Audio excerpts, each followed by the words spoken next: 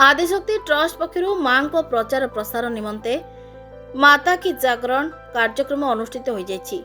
Bhubaneswar Adishakti charitable trust पक्षर मुख्य उपदेष्टा श्री निशिकांत मिश्र, सभापति doctor Narayan Mahapatra, संपादक श्री उमानाथ मिश्र संयोजन मां आदिशक्ति प्रचार और प्रसार निमंते विनर एसोसिएशन बड़ गणेश इंफा पार्क पाख शहीद नगर ठारे माता की जागरण कार्यक्रम अनुष्ठित हो जाइछि।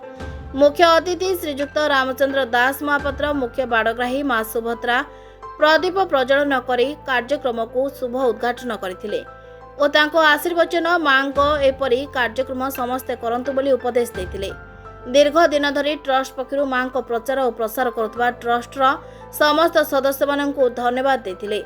ए कार्यक्रम रे श्री बाबू सिंह एमएलए एकाम्र, श्री जगन्नाथ प्रधान, श्री मधु माधव जेना, प्रभाकर मल्लिक, प्रफुल्ल साहू, श्री सुदीप्त कुमार स्वाई, बुल्लू चौधरी, श्री अमरेश जेना, नरेश चंद्र साहू, देवाशीष राय, रवींद्र बेहेरा प्रमुख जोगदे एपरी कार्यक्रम को उच्च प्रशंसा करने सह आगामी दिन में किपर यह ओडिशा रे करा जाय परिबो समस्ते सहयोग करने को प्रतिश्रुति देथिले। कौन आपनकर तो परिचय दरकार नहीं ठीक परिचयटा कौन दरकार? मु रामचंद्र दास महापात्र मां सुभद्रा बाड़ग्राही।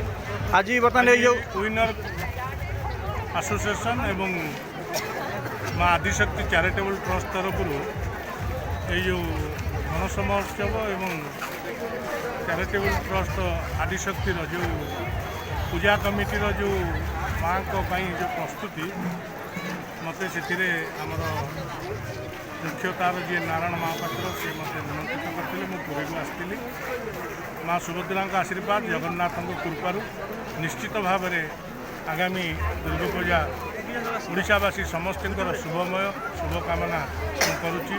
माँ सुभद्रा समस्त को आशीर्वाद करूँ। जय जगन्नाथ। ब्यूरो रिपोर्ट ना ओडिशा।